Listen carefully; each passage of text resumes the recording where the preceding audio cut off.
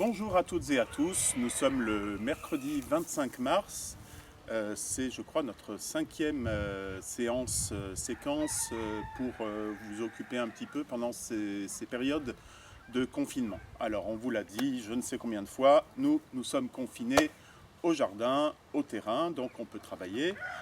Emmanuel travaille à l'ordinateur pour son travail et moi je travaille dehors pour mon travail. Voilà. Alors il fait beau, comme chez vous, il y a eu un peu de gelée blanche ce matin et c'est le grand moment du désherbage. Alors j'ai commencé, mais je vous assure que c'est pas partout très beau à voir. Alors Emmanuel voulait qu'on soit sur cette terrasse toute ensoleillée en ce beau jour de printemps et vous montrer un peu ce que j'ai fait de toutes ces buttes. En fait, c'était plutôt des buttes de remblai qui étaient remplies de ronces pendant des années et d'ajoncs, parce que nous n'avions pas le temps de nous en occuper au départ, où on a plutôt mis la priorité sur le bâti. Petit à petit, j'ai dégagé toutes ces buttes, mais il y a encore beaucoup de travail d'aménagement. Vous voyez différentes fleurs, les ficoïdes qui commencent à fleurir, mais Emmanuel est dans son travelling qu'il fait mieux que moi, a déjà changé de place. Vous voyez la chapelle, je vais passer pas loin de la caméra, sous le pommier. Hop, allez, je passe dans les branches du pommier. Alors la chapelle, elle aura droit à une séquence particulière. Il y a Michel ici, qui remue la queue quand je lui dis bonjour, qui voudrait faire un gâté, mais ça sera pour plus tard le gâté. Alors là, je vous ai montré des photos d'Érissimum il n'y a pas longtemps, cette sorte de giroflée. Il y a différentes choses. Sur cette butte, en fait, j'ai mis différentes sortes, espèces de plantes, un peu pour occuper le terrain. Et il faut que je m'en occupe cette année pour l'orner sérieusement. Des grands chênes, plus vieux que nous et qui nous survivront évidemment. Des échiums plumeaux, pas de grand intérêt, des pommes là-bas. Ah, il y a le pan blanc qui... Voilà le pan blanc qui est dans son nid de poussière pour se débarrasser d'éventuels parasites. Il est quand même entouré par deux belles pommes. Je vais vous montrer ici quelques camélias à petites fleurs. C'était une idée d'Emmanuel de mettre ces camélias ici. Il en avait vu à Brest et ça lui a beaucoup plu. Donc évidemment la période a largement passé. Mais il reste quelques belles fleurs de camélias par ici. Et ce sont surtout des camélias à petites fleurs. Ils commencent en général à fleurir au mois de novembre à peu près. Et après, ils fleurissent jusqu'au début de l'été. Ils n'arrêtent pas. Il faut tailler tout ça, il faut nettoyer tout ça. Ah, quelques-uns à grandes fleurs. C'est la fin des haricots. C'est la fin des camélias. Regarde, cette fleur, elle est belle. Michel, tu veux sentir? Bon. Voilà.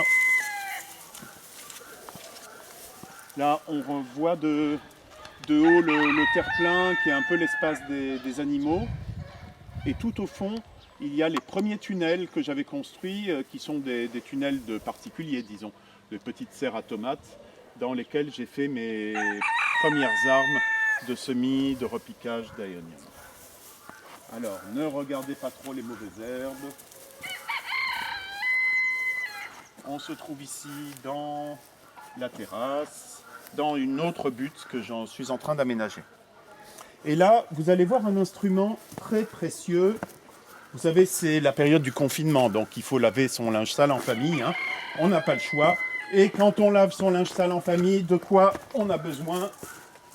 D'un étendage. Alors l'étendage, c'est un outil particulièrement pratique. On peut l'utiliser en toute saison, mesdames et messieurs, mais particulièrement quand il fait chaud. On met ça sur le balcon si on en a un, dans le jardin si on en a un, et c'est fantastique pour faire sécher son linge. Voilà, celui-là part complètement en bisbille, il est en ruine, voilà, mais il fait toujours son office d'étendage. Mais le problème avec Emmanuel, je vous avais parlé des gadgets, c'est qu'il aime des choses un peu grandioses. Et donc il nous a flanqués dans ce terrain, dans cette belle terrasse, juste dans la perspective de la chapelle, d'une verrue. Alors voilà la verrue, voilà les verrues. Je vous donne en mille de savoir ce que c'est. Ça pourrait être pour construire une pergola, par exemple, pour faire monter une vigne. Mais déjà, c'est tellement haut qu'on ne sait pas si la vigne aura l'énergie de monter jusque-là.